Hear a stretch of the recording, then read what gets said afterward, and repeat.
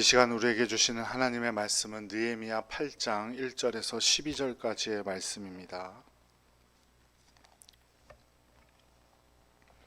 구약 성경 737쪽 느헤미야 8장 1절에서 12절까지의 말씀입니다.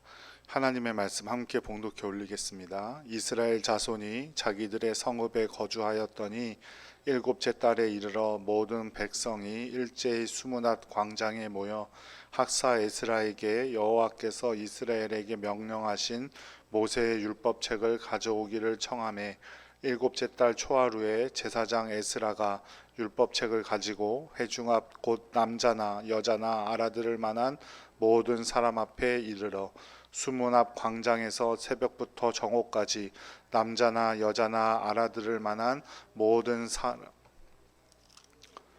매국색 백성이 그 율법책에 귀를 기울였는데 그때 학사 에스라가 특별히 지은 나무 강단에 서고 그의 곁 오른쪽에 선지자 마띠다와 스마와 아나야와 우리야와 힐기야와 마아세야요 그의 왼쪽에 선 자는 부다야와 미사엘과 말기야와 하숨과 하스 바다나와 스가랴와 무술람이라. 에스라가 모든 백성 위에 서서 그들 목전에 책을 펴니 책을 펼 때에 모든 백성이 일어서니라.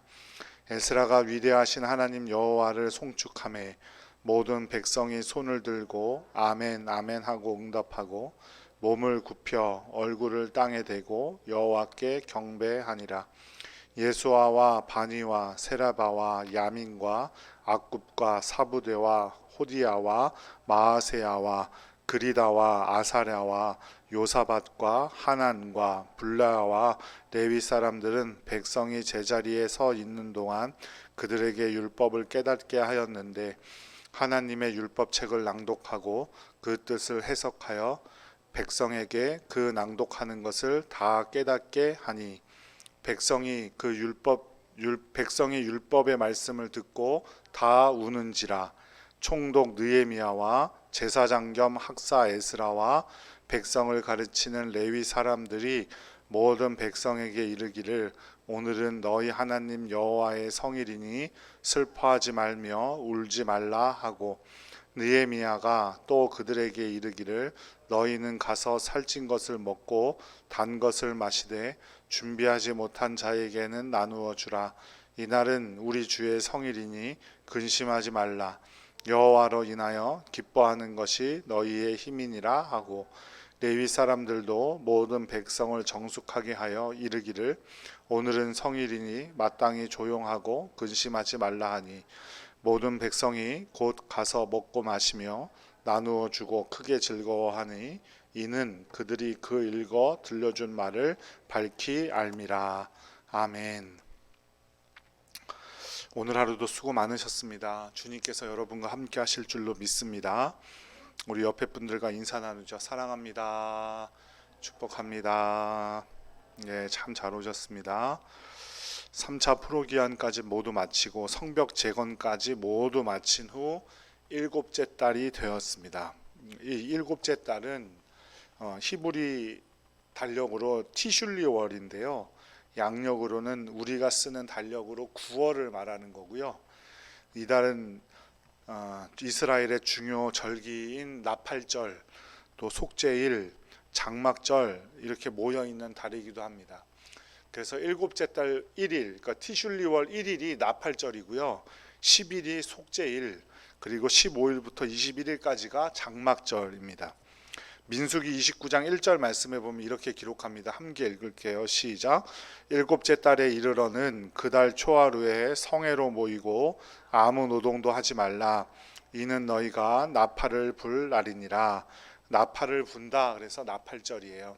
일곱째 달 첫날 성회로 모여야 하고 모든 노동은 금지되어 있던 날입니다. 7절 말씀도 함께 읽어볼게요. 시작.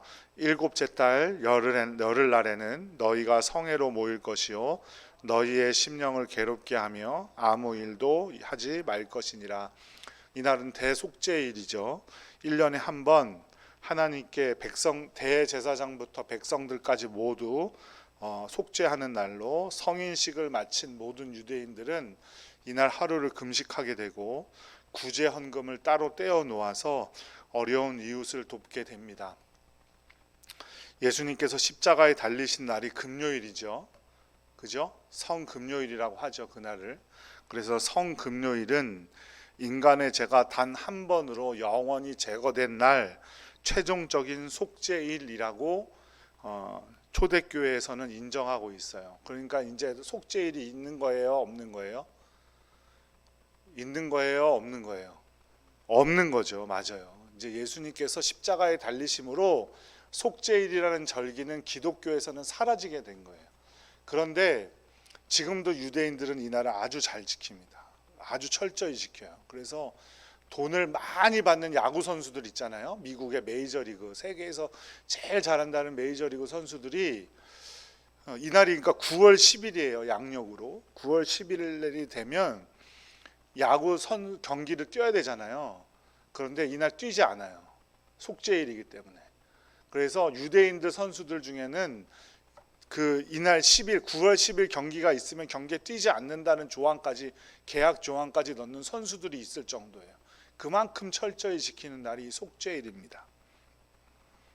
그리고 마지막으로는 장막절이죠. 민수기 29장 12절 말씀 함께 읽어볼게요. 시작. 일곱째 달 15째 날에는 너희가 성회로 모일 것이요 아무 일도 하지 말 것이며 이래 동안 여호와 앞에 절기를 지킬 것이라. 아멘. 장막절은 유대인의 3대 절기 중에 하나죠. 제일 마지막으로 지키는 절기, 지금 교회로 따지면 추수감사절과 같은 절기입니다. 장막을 짓고 일주일 동안 거주하면서 먹고 자면서 1년 동안 추수하게 하신 하나님께 영광을 돌리고 모든 이웃들과 함께 축하하고 즐기고 감사하는 날이에요. 그리고 이스라엘 광야 생활을 회고하면서 광야에서 장막을 치고 잘 때 인도하셨던 하나님께 감사를 올리는 절기가 바로 장막절입니다. 장막절은 그래서 장막을 치고 사실은 먹고 마시고 기쁨을 나누는 날이에요. 그러니까 오늘 본문 7째 달에 이르러 학사 에스라에게 모세의 율법을 청하였다는 것은 바로 나팔절을 지키기 위해서인데, 이 나팔절에 아주 중요한 일이 벌어져요. 새벽 기도에 열심히 참여해서 들으신 분들은 알고 계실 텐데, 솔로몬이 성전을 완성하고 하나님의 언약궤를 성전으로 옮긴 날이 뭐라고 그러냐면 이 나팔절 7째 달 1일이라고 기록되어져 있어요. 그래서 백성들이 나팔절이 되자 학사 에스라에게 무엇을 청했다고요? 하나님의 율법 듣기를 청했다. 하나님의 율법이 뭔데요? 말씀. 그 말씀은 구체적으로 더 따지자면 모세오경이 되겠죠. 그 모세오경 듣기를 청하였다 이 말이에요. 2차 포로 기환의 지도자였던 에스라는 2차 포로 기환을 마치고 성전이 완공된 후 계속해서 예루살렘에서 살았겠죠. 그리고 에스라가 돌아온 후에 13년이 지나서 느헤미야가 돌아오게 되는데, 에스라는 대제사장 아론의 16대 손이고 모세의 율법에 익숙한 학사, 율법을 연구하는 사람이었어요. 그는 이스라엘 백성에게 말씀을 가르치고 실천하며 살기로 결심했는데, 마침내 포로 기한이 맞춰지고 예루살렘 성전과 예루살렘의 성벽을 완공한 후에 공식적으로 율법을 가르칠 기회를 얻게 된 겁니다.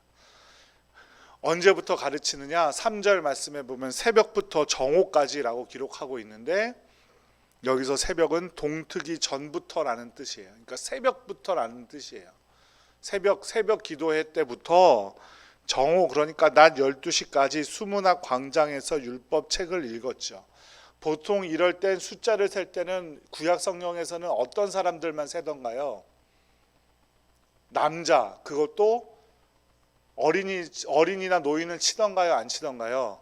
잘 안 치죠. 성인 남자들만 치는데 3절 말씀에 보니까 남자나 여자나 알아들을 수 있는 모든 백성들이 모였다라고 기록하고 있어요. 그러니까 그렇게 많은 사람들이 긴 시간 동안 말씀을 들었다. 온 공동체가 하나님의 말씀에 집중하여 하나님의 말씀을 들었다 이 말이에요. 그만큼 겉모양도 중요하지만 속도 중요하다는 거죠. 성전을 짓고 성벽을 지어서 이제 성의 모습을 되찾게 되었는데 외관이 중요한 게 아니라 외관보다 또 중요한 것은 뭐예요? 안에 속 우리의 중심을 채우는 것이다 이 말이에요. 에스라는 특별히 만든 나무 강단에서 율법책을 낭독하였는데 강단의 우편에는 마띠디아, 스마, 아냐와 우리야, 힐기야, 마아세야가 섰고 좌측에는 부다야, 미사엘, 말기야, 하숨, 하스바따나, 스라랴, 무술람 이렇게 6명씩 섰어요. 그러니까 6명이라는 거는 대충 봐도 12명이니까 뭘 상징하는 거겠어요? 12지파를 상징하는 거겠죠. 그런데 이 사람들이 어떤 사람들인 정확하게는 알 수는 없지만 12지파의 대표자가 아니었을까 이렇게 생각을 해보는 겁니다. 그리고 에스라가 말씀을 읽을 때 도움을 주려고 했던 것이 분명해 보이죠. 에스라가 가장 먼저 위대하신 하나님을 찬양했고 백성들은 아멘으로 응답하며 하나님께 경배했고 손을 들었다 그랬는데 손을 든다는 것은 무슨 표현인가요? 손을 들고 뭘 하죠? 두 글자로 항복을 합니다. 손을 든다는 건 항복의 표현이에요. 유대인들은 기도할 때 이런 자세를 취했죠. 항복의 자세. 하나님께 온전히 내가 항복하고 하나님의 뜻을 따르겠습니다 라는 자세일 거예요. 에스라가 말씀을 읽을 때는 분명히 히브리어로 읽었을 텐데 왜냐하면 말씀이 히브리어로 기록되어져 있었으니까 그랬겠죠. 그런데 히브리어는 성전이나 말씀을 기록할 때나 썼지 보통 사람은 사용하지 않던 단어가 히브리어예요. 그러니까 히브리어를 쓸 줄 아는 사람들은 제사장이나 레위인들밖에 없었어요. 사실은 그 당시에. 그러니까 7절 말씀에 보면 레위 사람들은 백성이 제자리에 서 있는 동안 그들에게 율법을 깨닫게 하였다라고 기록하고 있죠. 그러니까 들은 히브리어, 에스라가 히브리어로 읽고 있는 그 말씀을 그 당시 평범한 사람들이 쓰던 언어였던 아람어로 설명해 주었다라는 의미일 거예요. 한글이 창제되고 한참 동안 양반들은 한문을 그대로 썼죠. 한글 쓰지 않았죠, 그죠? 그래서 천민이나 여성들만 한글을 사용했어요. 평민들은 한문을 읽을지도 몰랐을 거예요. 그런 거와 마찬가지예요. 당시 종교 지도자들만 히브리어를 썼지 보통 사람들은 히브리어는 알지도 못하는 글자였어요. 그래서 성경에 보면 달리다굼, 소녀여 일어나라 이런 게 바로 아람어죠.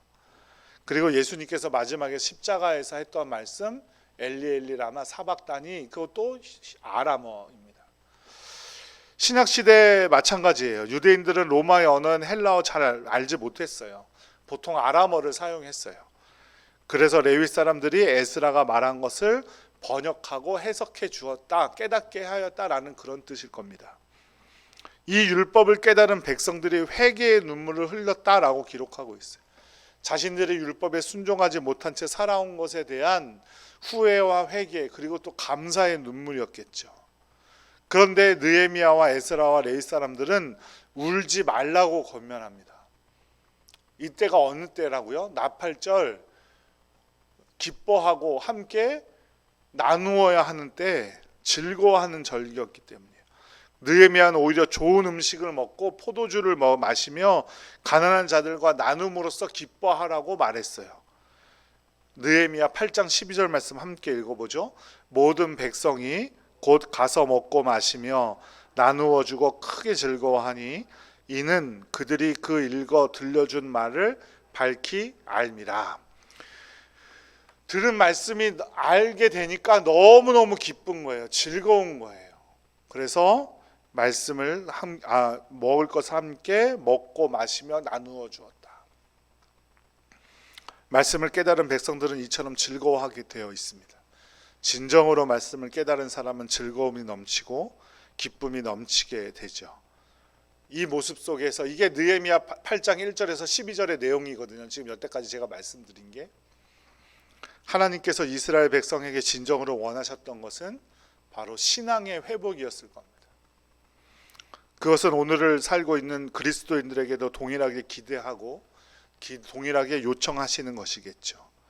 오늘 살펴본 본문은 유다 백성이 말씀 앞에서 새롭게 회복되어 가는 모습을 보여주는 것인데, 여기서 우리가 꼭 기억해야 할 것은 첫째는 말씀을 사모하는 사람들이 되어야 된다는 겁니다. 성벽 공사는 이제 무사히 마무리 되었죠. 유다 백성의 당면 과제는 이제 해결된 거예요. 그런데 하나님께서 원하시고 이스라엘 백성들이 선택했다는 것은 과제 완수와 성공에 도취되어 있는 것이 아니라 하나님의 말씀을 사모하여 그 율법을 듣는 거였어요. 그래서 오늘 8장 1절 말씀에도 보면 에스라가 먼저 니들이 이제 말씀 배워야 되니까 모여라 한 게 아니었어요. 사람들이 에스라에게로 찾아왔던 거예요. 그래서 하나님의 율법을 들려달라고. 이것이 이스라엘의 영적 부흥입니다.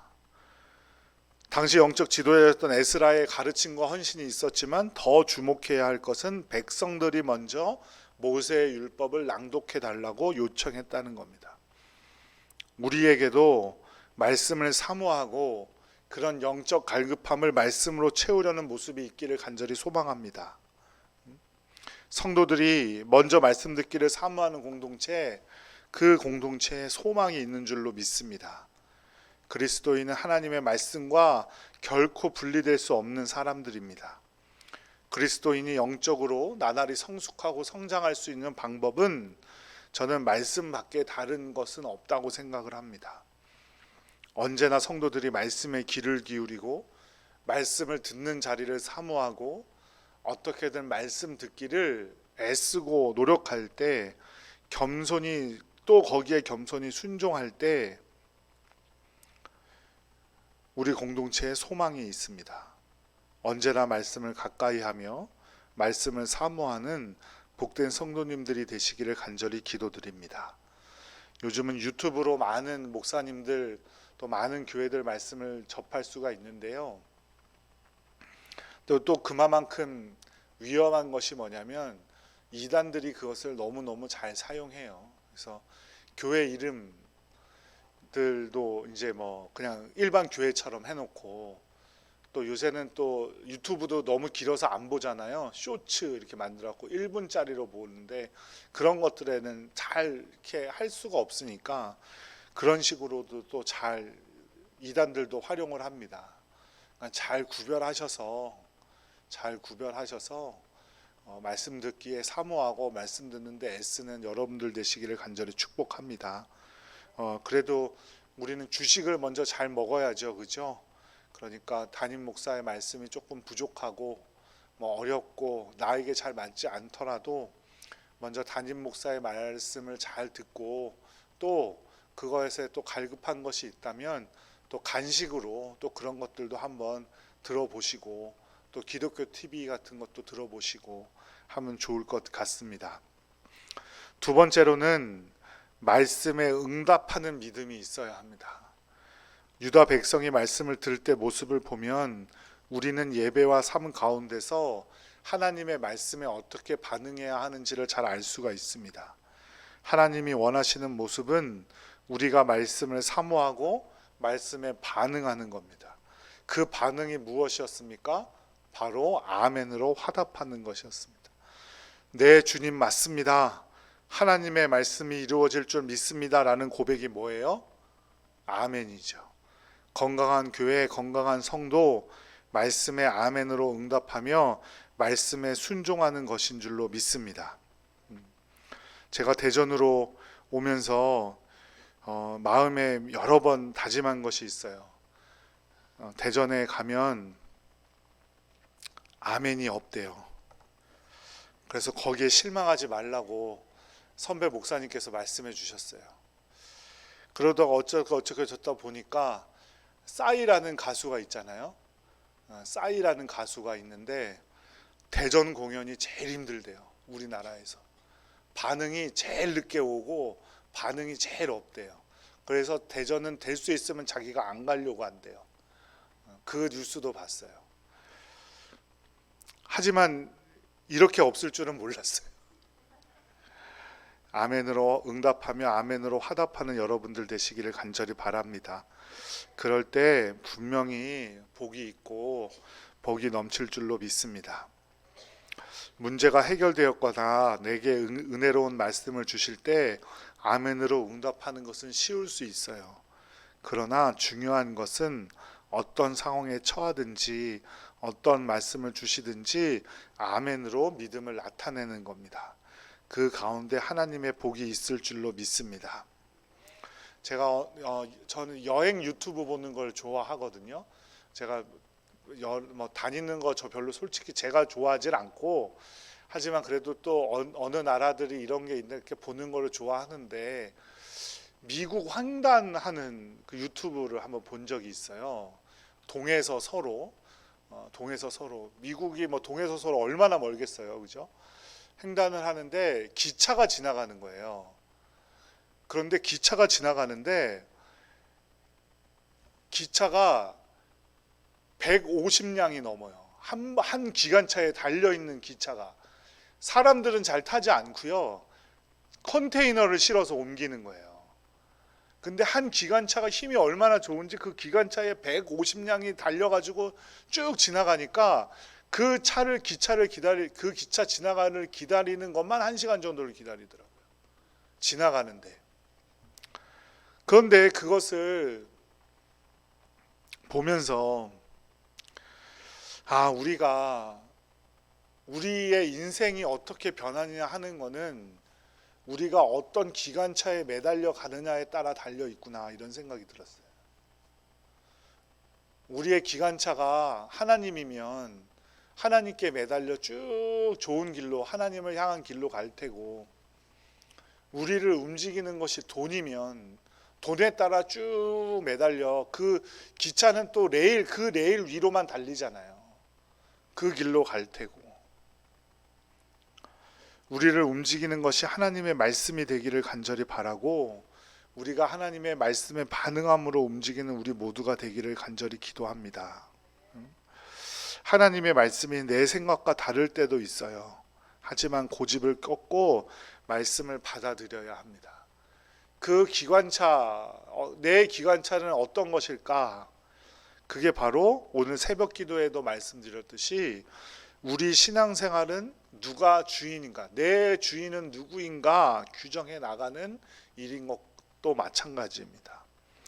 나는 내 삶을 내가 주인으로서 내 것을 내가 개척하고 내가 쟁취하기 위해 살아가는지, 아니면 나는 종으로서 주인에게 주시는 것에 감사하며 살아가는지를 우리의 삶을 잘 점검해 보셔야 합니다.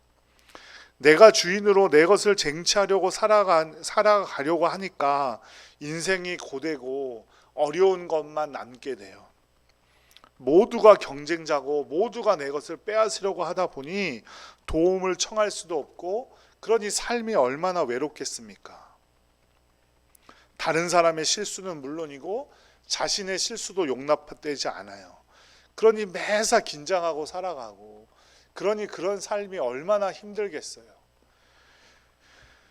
하지만 나를 보내신 주인이 있으며 지금 내가 살고 있는 삶은 주인께서 나에게 선물처럼 주신 것이라는 사실을 믿고 살아간다면 내 삶을 어떻게 감사하지 않고 살아갈 수가 있겠습니까?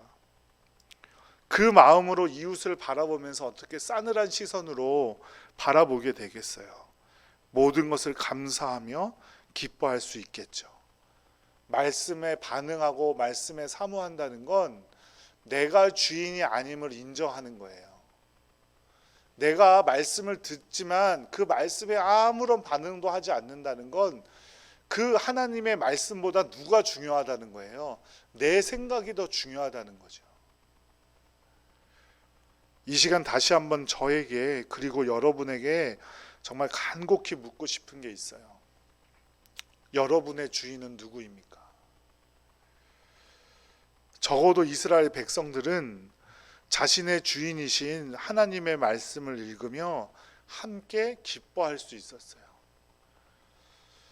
우리 동산교회도 그런 공동체가 되기를 간절히 바라고, 우리 동산교회에 속한 모든 권속들도 그런 삶을 살아갈 수 있기를 간절히 바랍니다.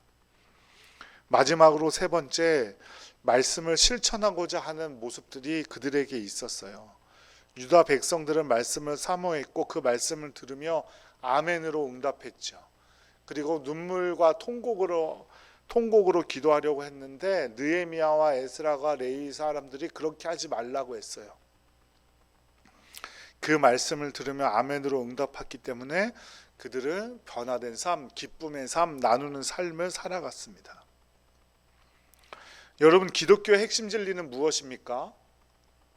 기독교의 핵심 진리가 뭐예요?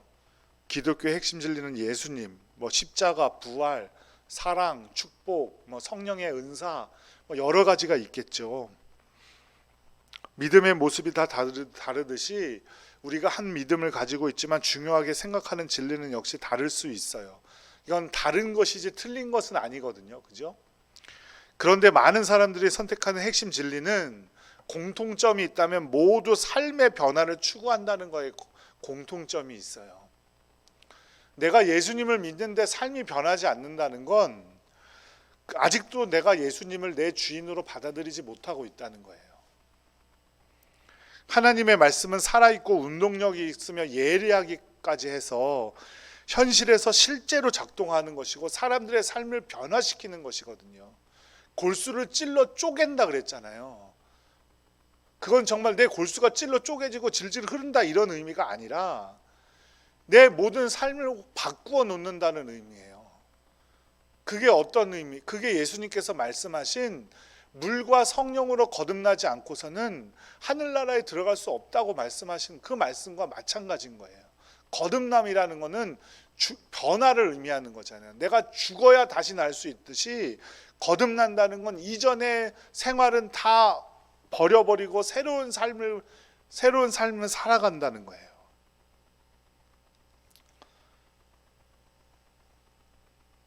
유다 백성들은 가난한 자와 아무것도 준비하지 못한 자들이 소외되지 않도록 그들과 음식을 나누었어요.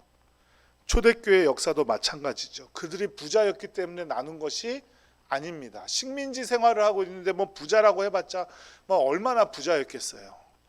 하지만 모든 재산을 교회에 내놓았고 필요한 대로 함께 나누어 쓰도록 했습니다. 세리장 삭개오도 마찬가지죠. 예수님을 만나고 예수님께서도 자신을 구원해 주신다는 사실을 알게 되자 삭개오는 자신의 재산을 모두 환원하게 됩니다. 무시당하고 철저하게 외롭게 살면서도 재산이라도 모아야지 하는 삶에서 이제는 나누어 주는 삶으로 완전히 바뀐 거예요. 믿음의 사람들은 이처럼 삶의 구체적인 변화가 일어나야 합니다. 우리는 하나님이 원하시는 것이 무엇인지 깨달아야 해요. 그리고 그것을 사모하는 삶으로 우리의 삶이 변화돼야죠. 내가 예수님을 믿습니다. 내가 예수님이 나의 주인입니다. 라고 말하면서 이전의 삶에서 하나도 변화되지 않는다면 그거는 예수님을 아직도 주인으로 받아들이지 못한 것과 마찬가지예요.